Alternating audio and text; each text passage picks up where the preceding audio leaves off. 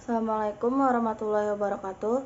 Saya Novalika Salsabila dari kelas 12 MIPA 2 akan mewawancarai saksi sejarah pada masa pemerintah Orde Baru dengan narasumber ayah saya sendiri, bernama Dwi Wahyono.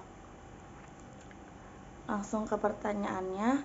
Yang pertama, apa yang Papa ketahui tentang masa Orde Baru ini? Nak, jadi menurut sudut pandang Papa bahwa Orde Baru itu adalah dimulainya ketika Maijen Soeharto yang pada saat itu menjabat sebagai Pangkostrat atau Panglima Komando Strategi Angkatan Darat yang mendapatkan mandat dari Presiden Soekarno pada saat itu dalam Super Semar untuk menjaga ketertiban nasional. Dan terlepas daripada konflik yang terjadi mengenai Super Semar, jadilah Soeharto sebagai presiden pada tahun 1966. Pada saat itu pula lah dimulainya Orde Baru, sehingga berkuasa sampai dengan 1998 selama 30 tahun lamanya. Nah, karena dasar beliau sebagai militer dan seperti yang sudah dialami oleh banyak politikus, aktivis dan lain sebagainya, beliau menggunakan tangan besi. Beliau selalu otoriter, diktator, dan melawan, membungkam setiap gerakan-gerakan yang ingin sebagai rival politiknya.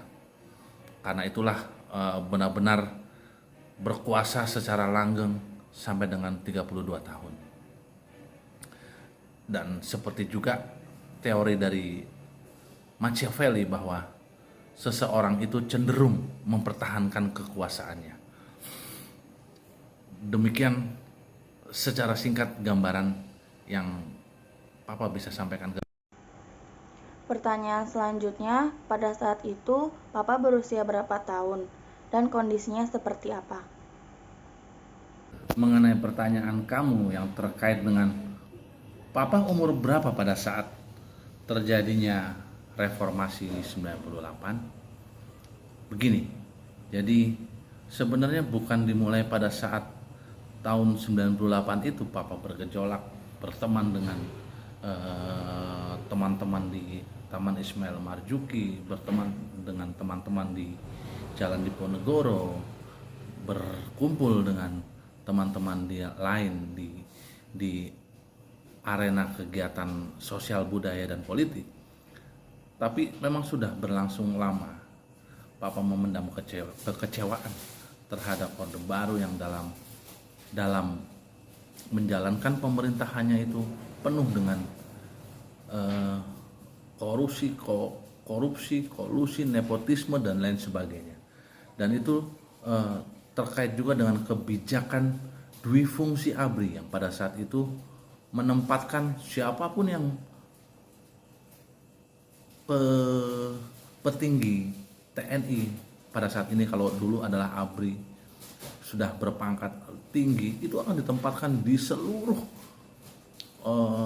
kekuasaan dari mulai yang besar sampai tingkatan kecil di tingkatan kota madya ataupun kabupaten, sehingga setiap daerah dikuasain oleh petinggi-petinggi militer. Inilah juga sumber kekecewaan daripada masyarakat sipil. Mengapa begitu banyak porsi yang diambil oleh TNI pada saat itu? Kemudian kondisi seperti apa?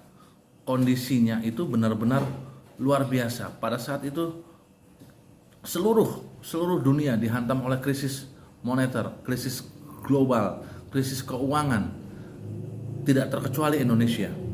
Dan momen itu pun juga belum lama dilantiknya Presiden Soeharto untuk yang kesekian kalinya di tahun 98 itu. Nah, momentum inilah digunakan benar oleh mahasiswa-mahasiswa dari seluruh Indonesia untuk melakukan demonstrasi penolakan atas terpilihnya kembali Presiden Soeharto sebagai presiden yang untuk kesekian kalinya di tahun 98 itu. Dan pemicu daripada reformasi ini adalah ketika tragedi 12 Mei 98, penembakan terjadi terhadap mahasiswa-mahasiswa yang Papa ingat pada saat itu adalah Elang dan tewasnya Elang dari Trisakti ini membuat marah seluruh mahasiswa se-Indonesia, sehingga semuanya melakukan demo besar-besaran secara serentak, secara masif, maju, tak gentar, menerjang, siang dan malam, tak henti-henti, berdiam diri di jalanan, sehingga merangsek masuk ke dalam gedung DPR. Mereka semua mahasiswa itu melakukan tuntutan, turunkan Soeharto, adili Soeharto dan kroni-kroninya, hapus dui fungsi ABRI, serta tegakkan supremasi hukum di Indonesia. Dan ini benar-benar meluas, menyebar, tumpah ruah, penuh sekali gedung DPR pada saat itu antara mahasiswa dan masyarakat serta rakyat sipil. Sehingga hal itu benar-benar membuat suatu tekanan yang luar biasa bagi Soeharto, baik di dalam negeri maupun di luar negeri. Oleh karena itu, dengan kebijaksanaan beliau menghindari pertumpahan darah yang lebih besar, beliau menyatakan mundur sebagai presiden. Yang Papa ingat betul, surat itu dikonsep oleh Yusril Iza Mahendra. Pertanyaan selanjutnya, apa dampak yang terjadi pada masa Orde Baru itu untuk diri Papa sendiri?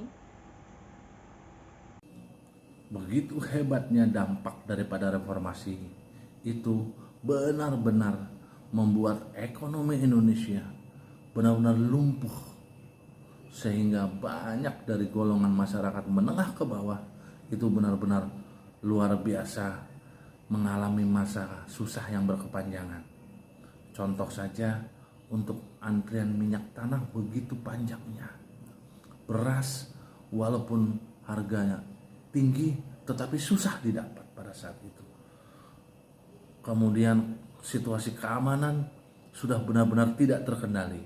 Banyak pencurian, perampokan, dan kegiatan-kegiatan kriminal lainnya yang hanya bertujuan untuk mengisi perut daripada orang yang melakukannya, walaupun ini tidak boleh dilakukan. Sekian dari saya dan ayah saya. Sekiranya mohon maaf. Wassalamualaikum warahmatullahi wabarakatuh.